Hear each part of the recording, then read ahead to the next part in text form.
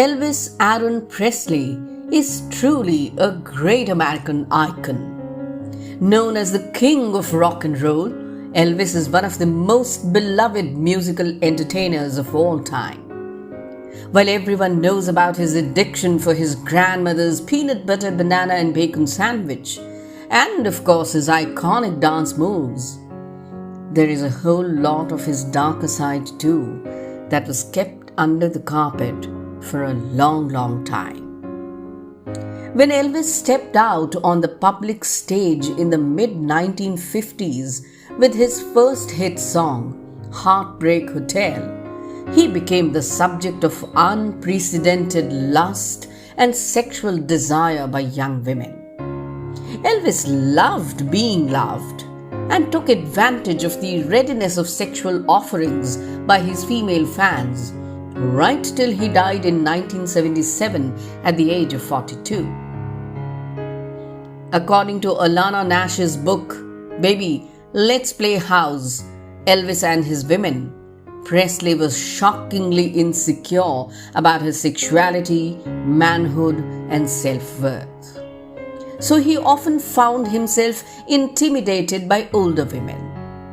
Hence, to avoid them, he almost exclusively dated young girls who were too naive and inexperienced in life to realize their famous lover's staggering number of flaws. Of his many sexual partners, the vast majority were no older than 15, which even in Elvis's time was totally illegal. But did he really care? Elvis once asked the mother of a 14-year-old girl he liked if she could move to Graceland, his home, with him. The reason attached was, "I just want to raise her. I want her there as my wife." Even though Elvis had become a superstar, he was drafted for army services and stationed in Germany. In less than a year, Elvis met a young girl, Priscilla.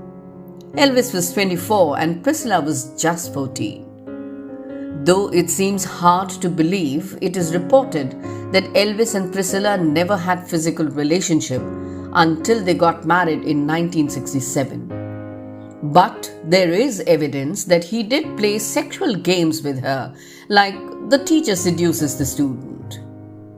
Apparently, Elvis's infatuation with Priscilla was based on the idea that she was young and a virgin, and his goal was to train her to become his sexual toy, ready for everything he wanted. Elvis's proposal to Priscilla on Christmas Day in 1966 is surrounded with rumors. Some say that her father threatened to take criminal action against Elvis as the latter had indulged in sexual talks with a minor. It is also rumored that Elvis's manager pushed him into marriage as taking the sacred vows would be good for his image and popularity. But as was known to everyone from the beginning, Elvis just wanted a sexual toy, not a lifetime companion.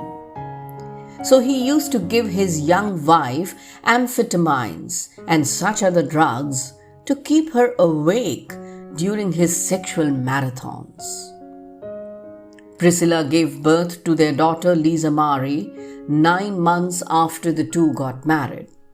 But Elvis wasn't happy about her pregnancy at all. He was more concerned about the damage to his sexual and debonair image of a heartthrob after he became a father. Elvis fretted and complained so much about it that at one point of time, Priscilla actually considered having an abortion.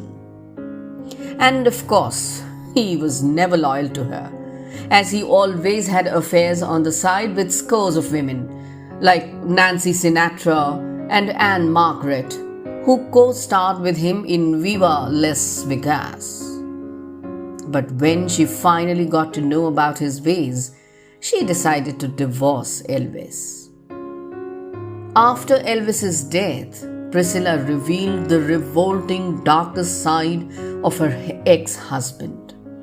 He was extremely manipulative and controlling, even deciding what she should wear and what kind of makeup she should wear. Priscilla revealed how Elvis was paranoid about her getting old and would often slap her forehead if she frowned, telling her that she would get wrinkles if she frowned. According to Priscilla Presley in her book, Elvis by the Presleys, he would slap a police siren on his car, don one of the many fake badges he had got made, pull up speeders, and in a preaching tone tell them, "Son, you were speeding, just want to warn you to slow down." And then he would give them a ticket. That would be his autograph, leaving the speedster stunned, and who would drive away with a story to tell for generations in the family. But that wouldn't take away the fact that Elvis was himself breaking the law. Elvis Presley was given credits as a co-writer for 10 songs. But the reality was that apart from a couple of titles here and there, he never wrote anything at all. In a 1957 interview for Diggs magazine, Elvis confessed, I quote, "I never wrote a song in my life. I've never even had an idea for a song," unquote. In that same interview, he also told the world that despite walking around with a guitar and strumming it in concerts, he couldn't actually play.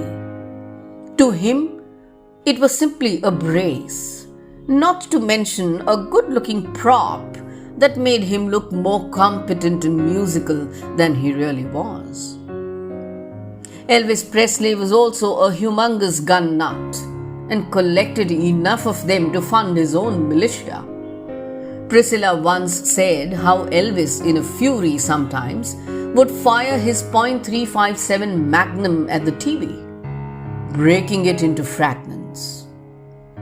By the time Presley died in 1977, he owned more than 40 guns, including rifles and even a machine gun. As recounted in his autobiography, Over the Top and Back, singer Tom Jones once visited Elvis's dressing room only to find a loaded pistol lying there in his bathroom. The rock and roll king recorded over 600 songs in his career, and his style was so unique that he is perhaps impersonated more than anyone else on the planet. But Elvis's lifestyle, consisting of an overdose of drugs and food, pushed him to the brink, and on the 16th of August 1977, he died of an heart attack. It's now or never. Tomorrow will be too late. It's now or never. My love won't wait.